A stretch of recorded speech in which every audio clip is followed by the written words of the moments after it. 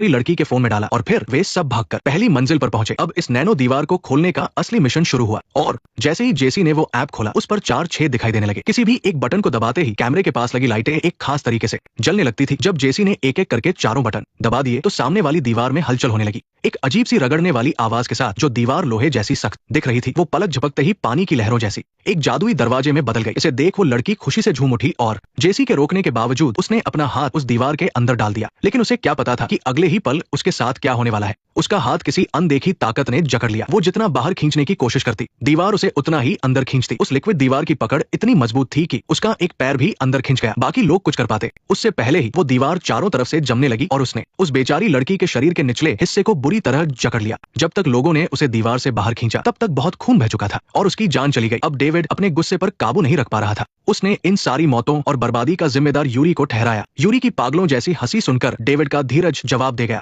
उसने अपनी बंदूक निकाली और पहले उसे खत्म किया, फिर एक गहरे दुख के साथ अपनी जिंदगी भी खत्म कर ली। और अब पूरी बिल्डिंग में सिर्फ सारा और जेसी ही जिंदा बचे थे। मोबाइल के वे 4 बटन अब न केवल उनकी आखिरी उम्मीद थे बल्कि उनके मारे गए पड़ोसियों का सपना भी थे। जेसी ने बहुत सावधानी से बटनों को दबाकर एक बार फिर से कोशिश शुरू की, लेकिन इस बार जैसे ही जेसी आखिरी बटन दबाने वाला था सारा को एक जरूरी बात समझ आई। पहली बार में जो संकेत था वो समझ नहीं आया था, लेकिन दूसरी बार 4 और तीसरी बार 6 लाइटें जली। इसका मतलब है कि लाइटों की गिनती से ही सही बटन का पता चलेगा। यानी नैनो कंपनी के एंटोन ने जितनी बार कमरे में फोटो खींची थी वही बटनों को दबाने का सही क्रम था। सीसीटीवी फुटेज में उन फ्लैश लाइटों को गिनकर आखिरकार उन्हें सही तरीका पता चल गया। हालांकि जब वे बेसमेंट का दरवाजा खोल रहे थे तब वो बुलेट प्रूफ जैकेट वाला यूरी अचानक होश में आ गया। लेकिन काफी मशक्कत के बाद जेसी ने सारा के लिए इतना वक्त निकाल लिया कि वो बटन दबा सके और खुद को खतरे में डालते हुए भी सारा ने जेसी की मदद से आखिरी फैसला ले ही लिया। पर अफसोस इन दोनों ने कभी सपने में भी नहीं सोचा था कि बाहर की दुनिया इससे भी ज्यादा डरावनी होगी। क्यूआर कोड वाली बड़ी बड़ी दीवारें न केवल बर्लिन के अमीर इलाकों को घेरे हुए थी बल्कि आसमान में उड़ते हेलीकॉप्टरों से लगातार खतरे की चेतावनियां गूंज रही थी। असल में ये सब एक नैनो टेक्नोलॉजी कंपनी में लगी आग की वजह से हुआ था,